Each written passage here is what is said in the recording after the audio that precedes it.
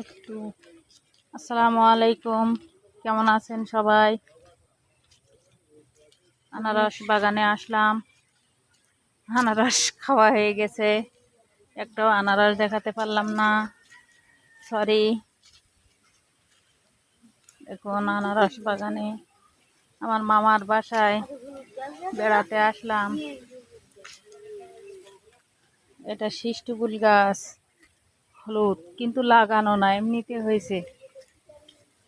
বাগানের ভিতরে বিভিন্ন ধরনের ফল গাছ, কাঁঠাল গাছ, লিচু গাছ,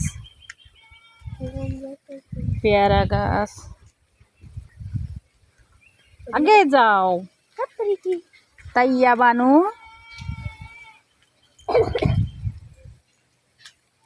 পাকা আম কে আগে কুড়াতে পারে দেখা যাবে। বাগানে তো খুব মশা মশা কামড় দিচ্ছে। ওই যে গাছের নিচে আম পড়ে আছে, আছে দেখো। আমি আগে যাবো, আমি যাবো।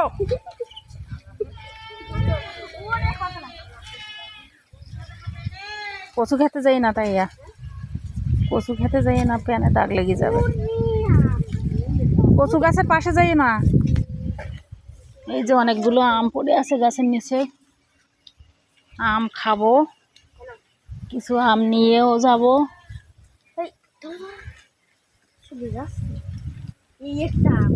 এই যে একটা আম, কিসে করে নেব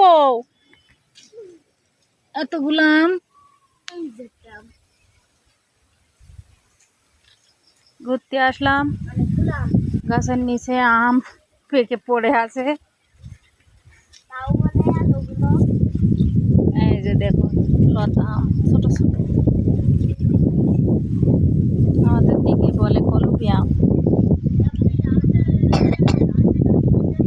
আসি, একটু পরে চলে যাব বাসায়।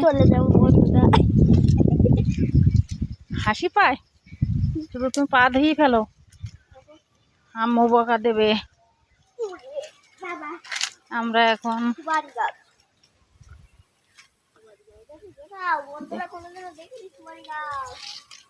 এই যে দেখুন পুঁই শাকের চারা লাগাইছে, উঠিয়ে সারা বাড়ি লাগানো হবে, পুঁই শাকে ছেয়ে যাবে। কচু বাগান, ওল বাগান, একজন ঘাস কাটছে ছাগলের জন্য।